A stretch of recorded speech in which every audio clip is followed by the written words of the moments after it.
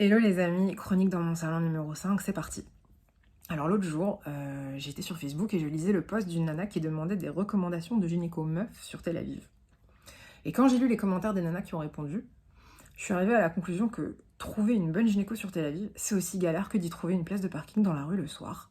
Et pour le coup, je trouve ça hyper surprenant que ça soit aussi dur de trouver une bonne gynéco dans une ville où les gens kennent autant.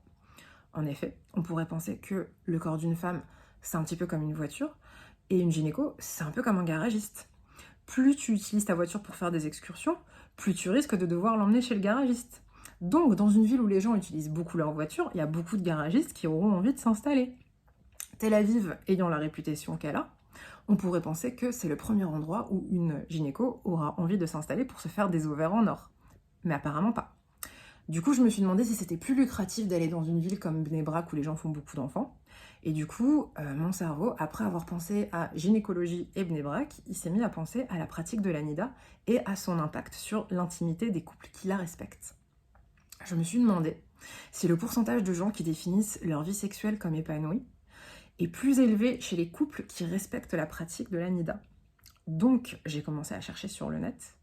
Et là, à mon grand désarroi, j'ai vu que les études sur ce sujet, c'était encore pire que les bonnes gynécos sur Tel Aviv. Parce qu'il n'y en a pas.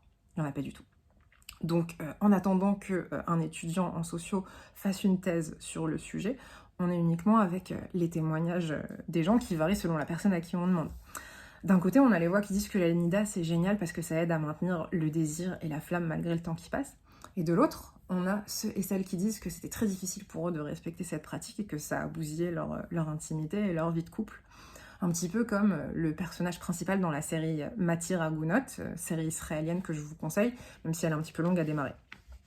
Et je dois dire que moi, même si je n'ai absolument aucune expérience de la chose, j'aime bien l'idée de s'éloigner régulièrement parce que je pense que la distance est nécessaire pour maintenir le désir, comme l'explique la célèbre psychologue Esther Perel, que vous connaissez peut-être. Si vous ne la connaissez pas, foncez sur YouTube pour voir ses TED, c'est très intéressant ce qu'elle raconte. Après, une fois qu'on adhère au principe de la nida, je pense que chaque couple peut choisir de la vivre à sa façon, comme n'importe quelle pratique du judaïsme en fait, parce que c'est important de respecter son intériorité. Chez les Français tradis, on a un peu les spécialistes du judaïsme à la carte, en mode on va à la Sina le samedi matin et sur le chemin du retour, on chope une baguette pour le moti. Et je pense qu'on peut faire pareil avec la nida en fait, quoi. Mais si je reviens au sujet précédent, qui était le désir, s'il y a une chose au sujet de laquelle je suis particulièrement sceptique pour le maintenir, c'est le polyamour.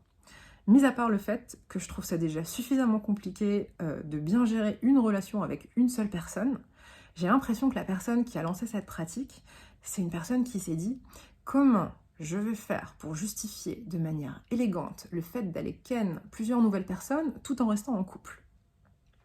Après, si deux personnes sont vraiment sur la même longueur d'onde à ce niveau-là, why not? C'est vrai, ça les regarde et ça ne me regarde pas. Il n'empêche que si la startup Polyamour était vraiment successful, le nombre d'utilisateurs aurait explosé. Or, pour l'instant, ça fait beaucoup de buzz, mais on n'arrive pas vraiment à faire une introduction en bourse. Mais la réac que je suis se trompe peut-être sur le nombre de personnes en couple polyamour, et si ça se trouve, c'est un énorme carton. Si vous avez trouvé une étude sur le sujet, n'hésitez pas à la poster dans les comments.